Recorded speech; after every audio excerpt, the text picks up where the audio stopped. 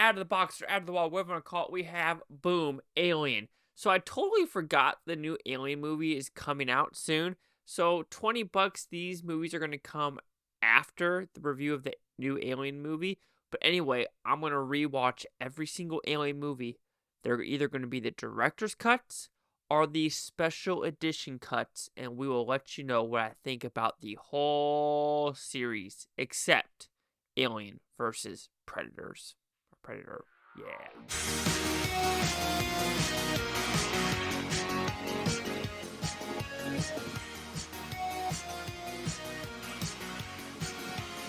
So Chase Liaki here with the Blue Futon reviewing Alien. What's about? Pretty simple premise. You're in space, there's an alien, and this is the more horror-esque element of all the Alien movies. While all the other Alien movies took a more action-centric approach, Ridley Scott with this first one went more horror, went more, close niche, close protocol, closed door, close encounter type of horror movie, and I do think it works.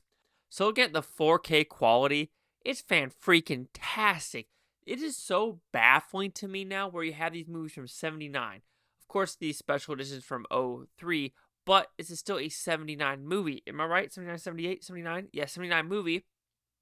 And it looks like it just came out yesterday. Yes, of course, you have the aesthetics of the background, etc., etc. But the actual technology to make these movies look so damn good is baffling.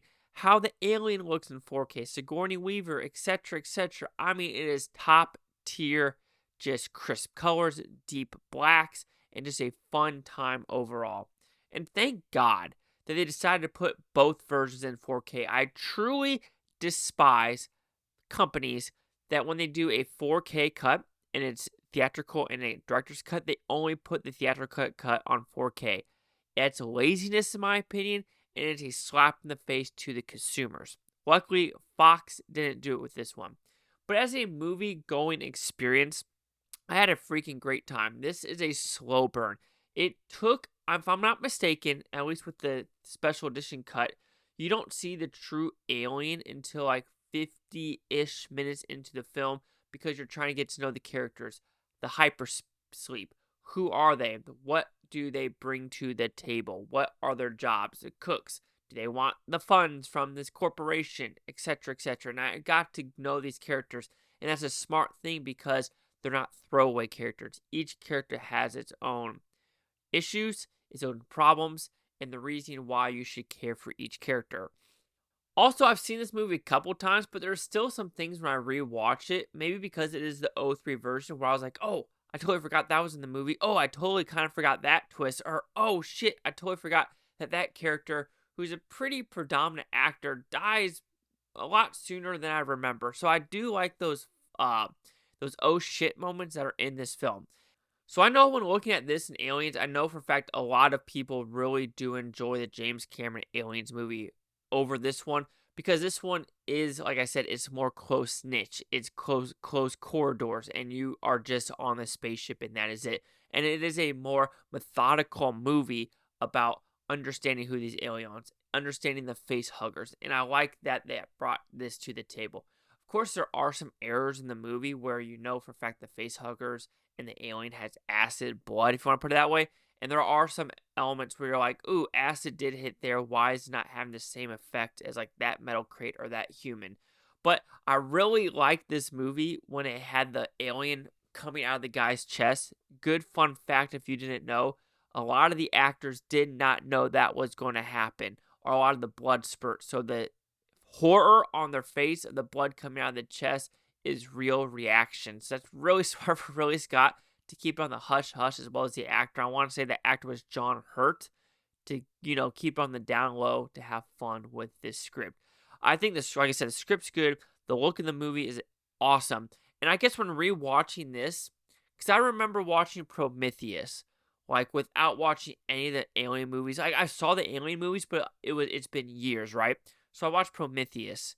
And this is like a long time ago, right? This is not, I haven't rewatched Prometheus in 3D yet.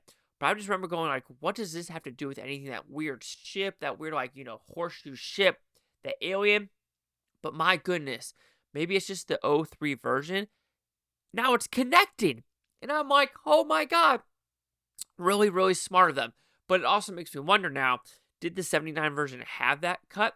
And it makes you like go, oh, so this whole alien-esque universe, Ridley Scott had a vision in, 79. However, the studio probably took some of the weirder stuff out, especially like this Prometheus, like weird other alien, you know, civilization. And he brought it to fold in Prometheus because there's an '03 version. So I understand now when people watch Prometheus, they're just like, what the hell am I watching? But I think if you watch the '03 version of Alien, it's going to connect a lot more. So I could say some nitpicks for this movie is, you know, for a movie called Alien, you do get the alien a little bit, but it's not like predominantly throughout the story, and that could maybe bore some people, or, people are expecting more oh shit moments or just more alien and more action, and they got a more horror movie. But I have no qualms with that. It still holds up. It's still a fantastic freaking movie. So Alien will receive a 4.5 out of 5 Futons. So it goes at 90%. So we'll see the critics and user scores gave this one. So you have critics at 93% with 202. Audience score at 94% with 250,000. Critic consensus: a modern classic, Alien blends sci-fi fiction, horror, and bleak poetry into a seamless whole. Absolutely. And I know some of you might be disappointed with how I did this review, and it was more of like a synopsis of the backstory of Alien. But it's also harder to, review some of these older movies that so many people have watched, and they're such classics. And it's just like, what else do you want me to say about this movie? You know what I mean? Anyway, 90, 93, 94. Chase Leak here at the Blue Futon. Like, comment, subscribe. One more things, Blue Futontopia. You Blue Futonians, thank you for watching. Have a great day. I can watch this tape tomorrow, week from a month, or a different hour, single freaking one of you. Peace and love. Peace and love. And let's, you know what's going to happen next. Roll footage.